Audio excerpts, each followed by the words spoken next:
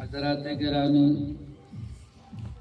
آج ہم ہندوستانیوں کے لیے یہ نہایت خوشی اور مسرت کا دن ہے۔ یہ دن یوم جمہوریہ کے نام سے ہر سال ہندوستان میں منایا جاتا ہے۔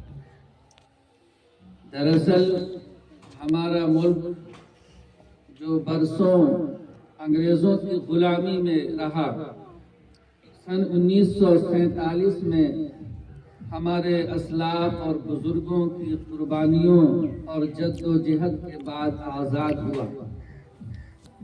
تو جب تک ہندوستان پر انگریزوں کی حکومت رہی، انگریزوں نے اپنے حساب سے یہاں کے قانون اور ضابطے بنائے اور اسی کے مطابق لوگوں کو چلنے پر مجبور کیا گیا۔ لیکن جب سن 1947 میں یہ ملک آزاد ہوا تو ہمارے ملک کے جیالوں نے، دانشوروں نے بیٹھ کر سوچا کہ ہمارے ملک کا اپنا قانون ہونا چاہیے۔ چنانچہ 1947 سے لے کر 1949 تک تقریباً 2.5-3 سال میں جا کر کے قانونی مسودہ تیار ہوا، اور 26 جنوری 1950 میں سب سے پہلے یوم جمہوریہ کا انعقاد کیا گیا۔ جمہوریت کا مطلب یہ ہے کہ ہمارے اس ملک کے اندر یہ قانون بنایا گیا کہ یہ ملک کسی مذہب، کسی برادری، کسی خاص قوم کا نہیں ہوگا، بلکہ یہ ملک جمہوری ہوگا۔ جمہوری کا مطلب یہ کہ عوامی ہوگا، اور یہاں کسی کے مذہب کی بنیاد پر، جنس کی بنیاد پر، قوم کی بنیاد پر، علاقے کی بنیاد پر کسی قسم کی تفریق کسی شہری کے ساتھ نہیں کی جائے گی۔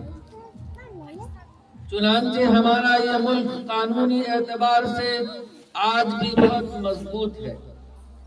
بھیم راؤ امبیڈکر جو قانون بنانے والی جو کمیٹی تھی، اس کے صدر تھے، جب انہوں نے مسودہ تیار کر کے دیا تو لوگوں نے پوچھا کہ آپ نے جو قانون بنایا ہے، کیا یہ قانون ملک کے ہر شہری کو انصاف دلانے کے لیے اور اس کا حق دلانے کے لیے کافی ہے؟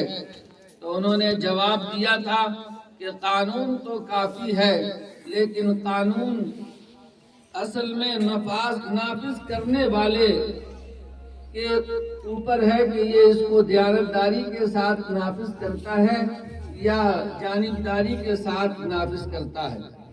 چنانچہ آج ہم دیکھ رہے ہیں کہ اس ملک کے اندر جب سے فرقہ پرست پارٹی حکومت پر قابض ہوئی ہے تو اس نے فرقے کی بنیاد پر اور قوم کی بنیاد پر بھید بھاؤ کر رہی ہے، بلکہ وہ قانون کو بالائے طاق رکھ کر ہر شہری کو اس کے حق سے اور انصاف سے محروم کرنا چاہتا ہے۔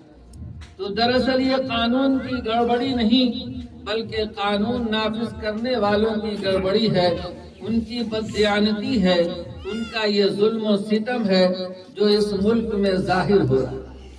آج بھی ہمارے پاس یہ حق حاصل ہے کہ ہم اس بددیانت شخص کو، اس بددیانت پارٹی کو اپنے ووٹ کی بنیاد پر، اپنی آواز کی بنیاد پر حکومت سے بے دخل کر سکتے ہیں۔ لہذا ہم سب کو اس بات کا عہد کرنا چاہیے کہ یہ ملک جمہوری ہے، ہمیں جمہوریت کا پاس و لحاظ کرتے ہوئے اس کو آگے بڑھانے کی کوشش کرنا ہے، اور ملک کی حفاظت کے لیے اور ملک کو بچانے کے لیے ہمیں ہر طرح کی قربانی دینے کے لیے تیار رہنا چاہیے۔ تو آج جس چیز کا ہم جشن منا رہے ہیں وہ اس ملک کا جمہوری نظام، اس ملک کا سنویدھان اور اس ملک کا قانون ہے، جس کی بنیاد پر یہ جشن منایا جا رہا ہے۔ لہذا ہم سب کو یہ باتیں اپنے ذہن میں رکھنی چاہیے۔ اللہ تعالی ہم سب کو عمل کی توفیق عطا فرمائے۔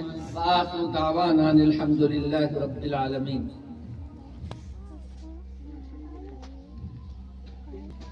च्युति